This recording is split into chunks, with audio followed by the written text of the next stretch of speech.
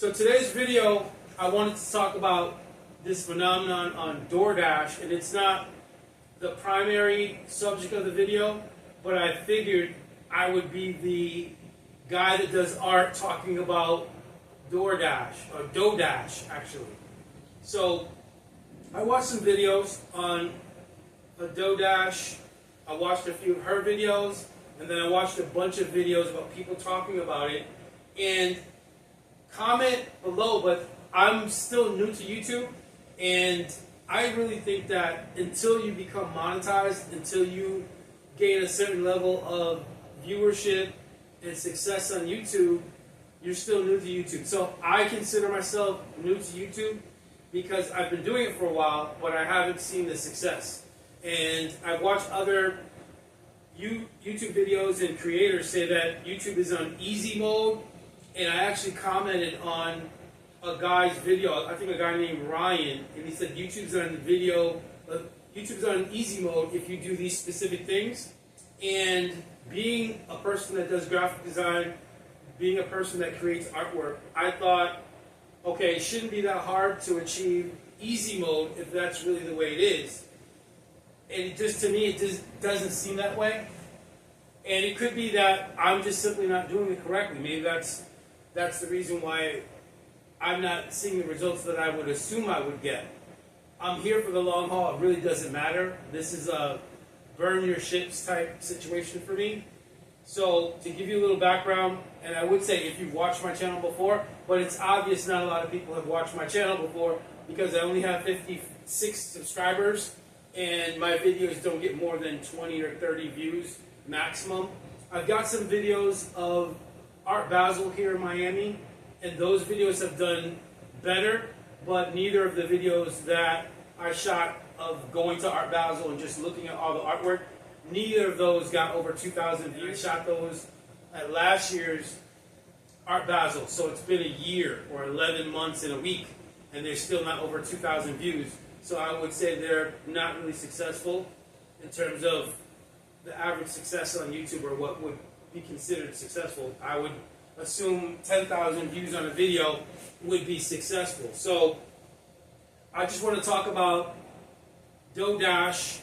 I actually was up. I woke up at like 3 in the morning, and I was watching a couple of videos on DoDash, and I was watching some videos on people talking about DoDash in terms of whether she's doing it right, whether it's has any longevity in terms of that format.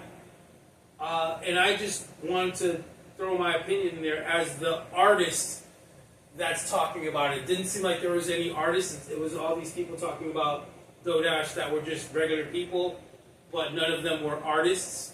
So I thought I would give an artist's opinion of the DoDash sensation, and then kind of go into other stuff that I want to talk about in terms of my art studio, which hopefully will become amazing in the future and interesting, but right now it's just that uphill journey to getting it right.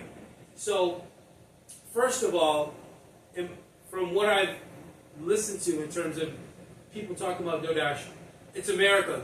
She can do whatever she wants, however she wants to do it. I watched one video today where the girl was a content advisor, or she provided content services or content creation services and online marketing services in relationship to YouTube and creating videos. And she was somewhat negative about DoDash and said a lot of things that she should do. She said that she was misleading because DoDash had several different channels and made it seem that her success on the DoDash channel, or talking about DoDash or whatever, I'm still new to it, was the wrong way to do it because it was misleading. And I felt like however you need to do it to make it happen, that's the way you should do it, and you should be able to do things however you want, as long as it doesn't interfere with someone else's right to do things and whatever. You can do YouTube however you want. That's my perspective. As long as you follow the rules, and obviously I don't own YouTube or Google or anything like that, so as long as you follow the rules, I personally could care less and don't see a reason why she shouldn't do it the way she's doing it now. And, you know, Godspeed to her. Hope it works out and hope she does the best she can do. And that's a great thing. So I really don't know. I think that the format for DoorDash is basically sitting in your car, talking about your experiences, and what I kept hearing in all the videos is being authentic. So that's where I go back to. I'm not sure how YouTube works because I don't think I could be any more authentic than I am. I'm talking in my natural voice. I'm trying to talk as clearly as possible without any deviation from speaking clearly. And other than that, I am a normal guy. I purchased a property in the Miami Design District, Wynwood area. And to give you a little background story, I always had the idea, ever since I was young, of having an art studio. And I had imaginations and dreams of having an art studio that was like a garage where I could bring my Ferrari in, and I would live above on a platform and create artwork. And I always had that dream in a great city or amazing city that had a crazy nightlife, and I would be successful and travel across the world doing art and acting and stuff like that. So that was always my dream. I didn't really take it serious until we were all in lockdown a few years ago, and that's when I really kind of put it together. I actually watched a channel of this guy in Europe or in England, and he bought like a conversion van and he fixed it up, and it was he and his girlfriend just traveling through Europe and shooting video, and they had a drone. And that's when I really started watching YouTube a lot because everybody was home, and that's what I did. And I thought that was an amazing journey. And I guess his girlfriend had a smaller conversion van, he had a bigger one, and they would travel together. They would find places to park, and they would just do filming, and they would do photography, and that's all his channel was about. And I thought it was, I guess it's called Lost in Europe. So check out that YouTube channel. I thought it was cool. It was entertaining. And I binge watched it for a while. I haven't watched it in like a year. But I don't totally binge watched on Lost in Europe. And I thought it was a great concept. And that's where I got the concept of starting my art studio where I was. Because we were all locked down. So I said, well, why don't I just start my art studio here? And I really didn't take it seriously, even though I started developing that idea in my brain. I really didn't start taking it serious until 2 years ago.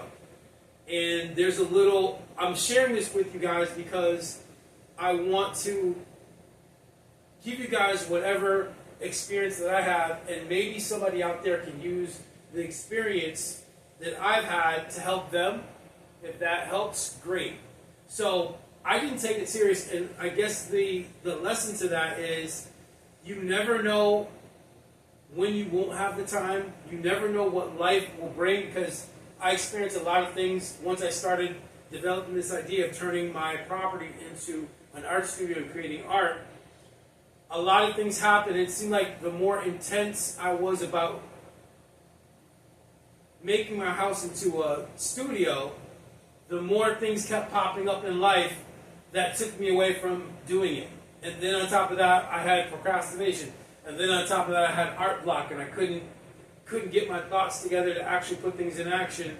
And eventually, I just kind of broke through that. I made some videos on that. I actually went out to South Beach, and I sat on the beach, and I made a video, and the video is not great, but I made a video about my experience with art block, and my experience just using YouTube and getting on YouTube and trying it. So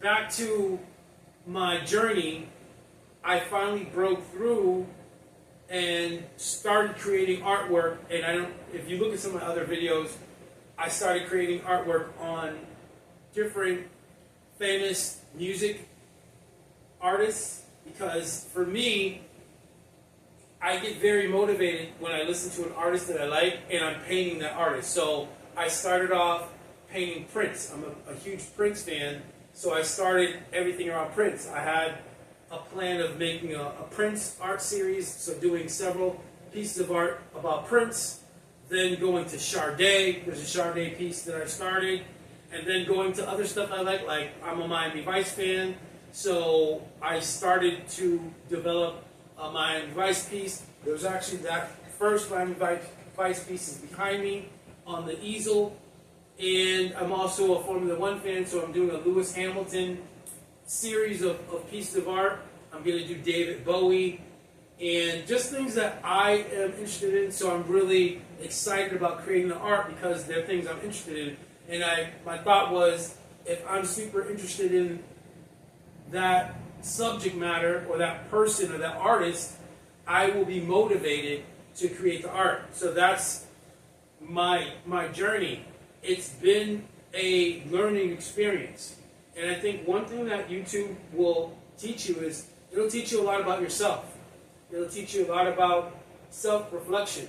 If you're a person that's not super sociable and you're not into taking selfies, and you're not sociable in terms of going out a lot and interacting with other people, if you're more of a introvert type person, I think YouTube will teach you a lot about yourself that you may not know. And you see yourself from a different perspective. And I think that could be agreed upon, because when you get in front of the camera and you start speaking and then you post a video and everyone in the entire world can see it, it gives you a different perspective on yourself. You see yourself differently, and it's definitely done that for me, and I think that's been helpful. So, again, I actually started this video, and I was trying to go live on YouTube Live, and the orientation of the phone wasn't right, so I decided just to shoot the video, a normal video on my camera, and upload it, and then I'll go back and figure out YouTube Live and whether I have to stay in a vertical orientation or whether I can start it vertical, switch it to horizontal, and hit record and it'll still work. I don't know. I kept getting that message on my phone, switch your phone's orientation, so I figured I'll just shoot the video normally and I'll figure the rest out later. One thing I'm doing today, which is kind of funny, is that I was actually cooking dinner, and I said to myself, why don't I shoot the video? Because I wanted to shoot the video early today, but some things came up in my schedule and emails came at me, and I got a bunch of important phone calls that I had to deal with, and I couldn't get into the mind space to just shoot the video. So as I started cooking, I said to myself, I'll shoot the video and get through it, and I'll use the amazing food that I'm going to have as a reward to myself for shooting the video. So I stopped cooking. I've got some pasta that's already pre-cooked, but I have to warm it up. I made some sauce, and I'm going to put together this great pasta meal after I shoot this video.